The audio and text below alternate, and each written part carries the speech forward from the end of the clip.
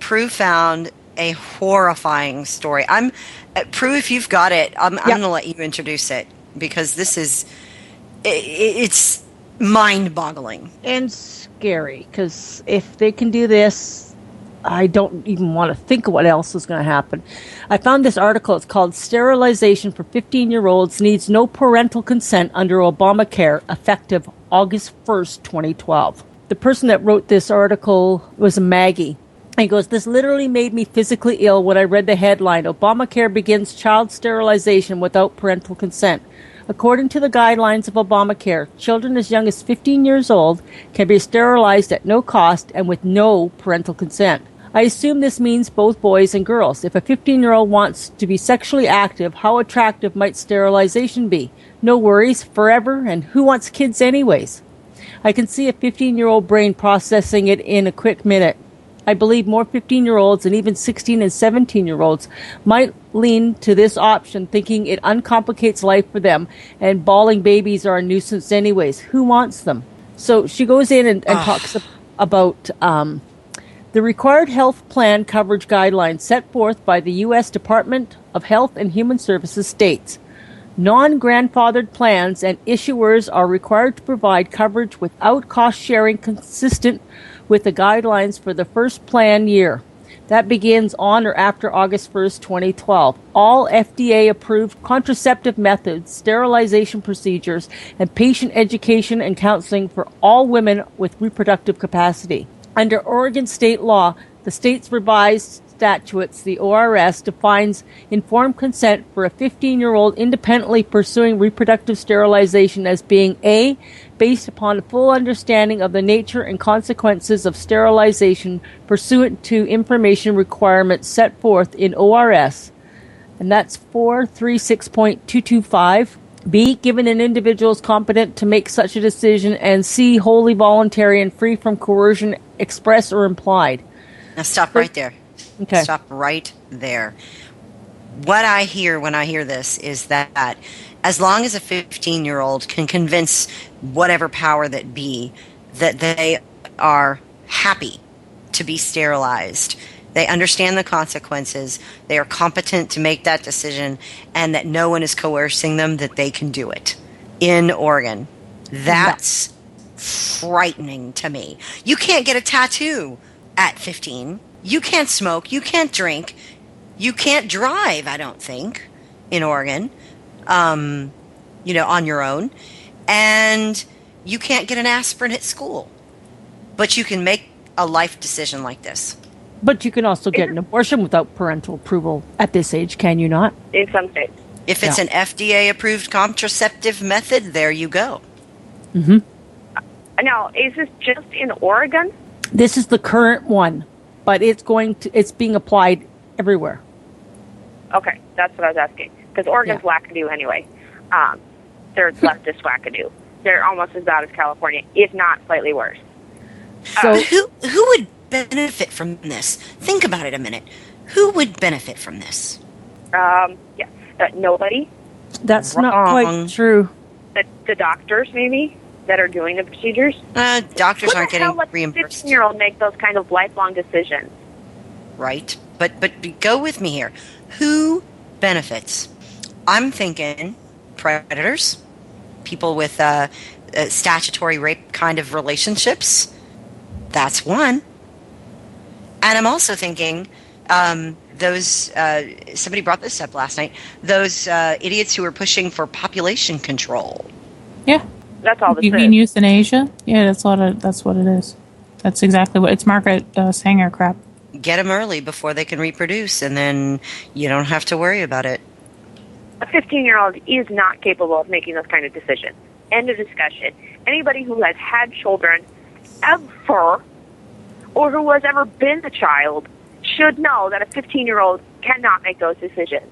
Most 15-year-olds will do the stupidest things in the world just because, I didn't realize anything would happen. Amen, sister. I'm sitting here thinking, having my first child at 19 and not being ready for children at 19 and not liking children and never having wanted him before I had my first child. And then everything changed. upon giving birth. It was a completely different mindset, and I was 180 degrees in the opposite direction after that. You don't know yourself at 15, and if you think you do, you're a fool. The other thing is, who is this going to be pushed towards? Because obviously Planned Parenthood is losing funding for abortion-wise.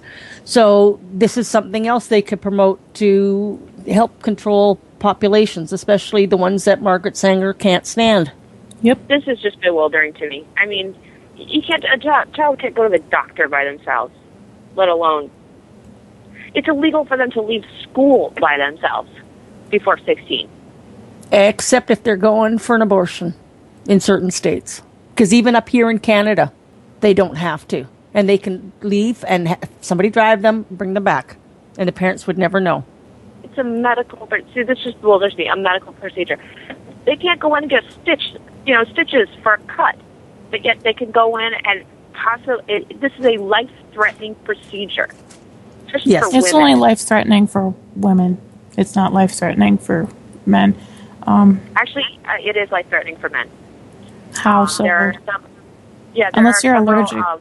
There are actually several nerve endings down there and several blood vessels that if you were to hit them, they send blood clots and they do horrible things.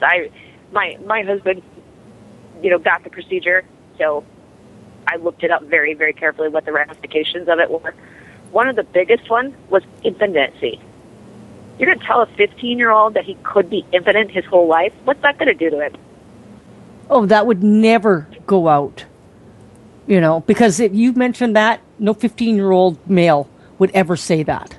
With women, I mean, the ramifications of women, I mean, the instances of cancer shoot up, skyrocket. Not to mention you're doing this while they're still in puberty, while they're still developing. We don't even know what the ramifications of that could be. There are no studies yet. But this is... Oh, God. It's how you weed out your undesirables to certain people.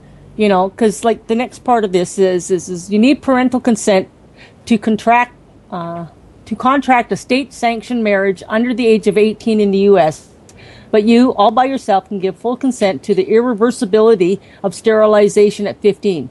Chances are you don't even know your future spouse, yet you're already determining his or her fate as well. Oregon's consent form, specific for the sterilization of 15 to 20-year-olds, reads, I understand that the sterilization must be considered permanent and not reversible. I have decided that I do not want to become pregnant, bear children, or father children. In the case that the patient does not speak or read English, an interpreter is permitted to assist the patient to the best of his knowledge and belief in the signing away of the patient's reproductive capacity.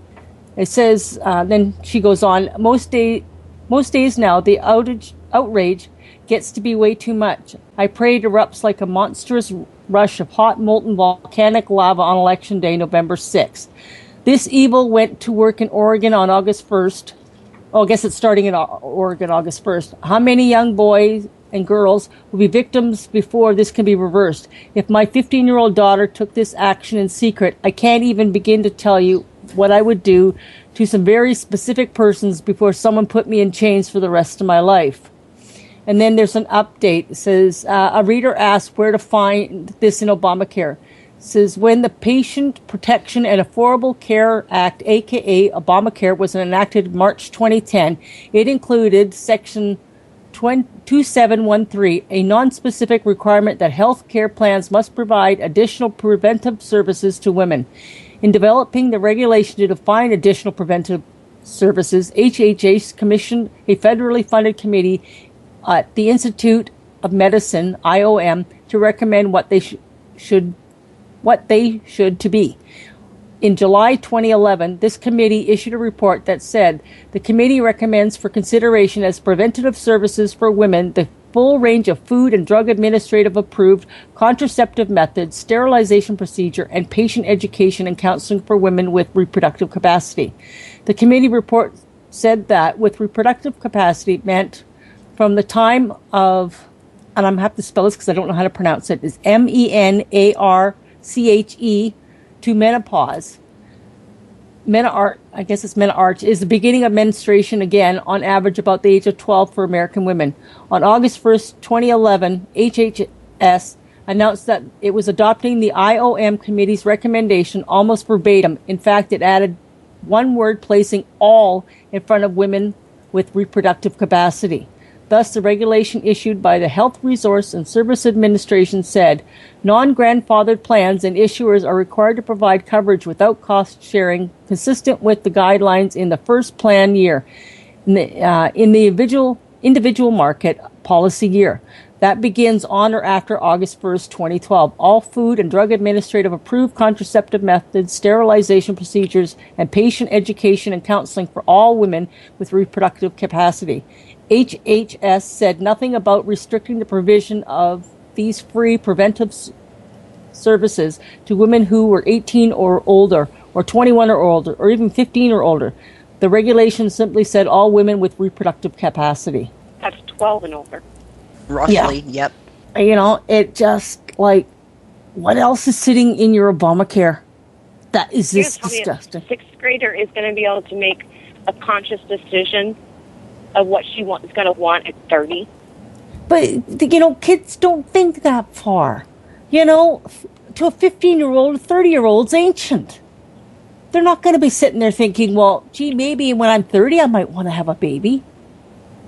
You know, or what happens if I meet the guy of my dreams and he wants a family, and if I go through this procedure, he's not going to want me. They're not thinking that.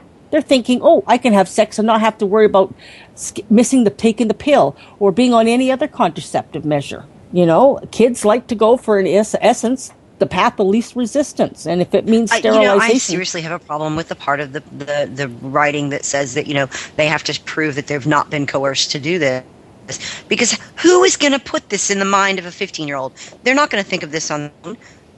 They're not going to know about this option on their own. Tell me that a kid is reading Obamacare at 15 and she's thinking, oh, look at that. I can get sterilized and I'll never have to worry about children, and I can sleep around as much as I want. No, I don't care who you are. That's got to be put in your head. Well, they would just become part of sex education. Yep, exactly. They're going to be doing this in 5th and 6th and 7th and 8th grade.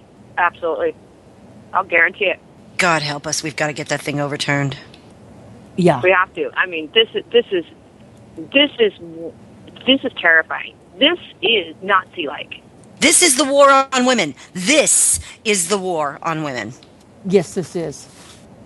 Well, the Nazis tried to pull the very same thing. They wanted anybody sterilized who wasn't of Aryan descent, who wasn't perfect.